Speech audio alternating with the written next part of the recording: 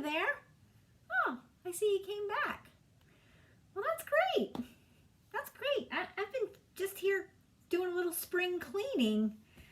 So I'm ready for a break. I'm always ready to read a little poetry. Yeah, I'm going to read again from my book by Doug Florian. I know you can't see this. It says Handsprings. I thought that was clever. That was a clever title. Handsprings. Get it? Little play on words.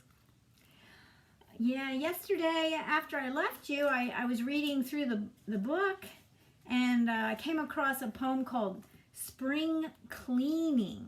So I got inspired to do a little spring cleaning of my own. So here's a little picture from the book. I'll show you that. Hope you can see that okay. All right, let's see if you get inspired. Maybe you've already been doing a little cleaning yourself. So here we go with spring cleaning. I cleaned my closet. I cleaned my room. I cleaned my floor with mop and broom. I cleaned the hall.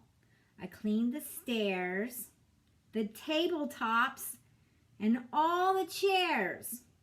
I cleaned each musty, dusty thing. I guess you'd say I cleaned the spring. Well, hey, thanks for joining me today and breaking up my cleaning. Maybe you're inspired to do a little spring cleaning yourself. See you tomorrow, April 3rd.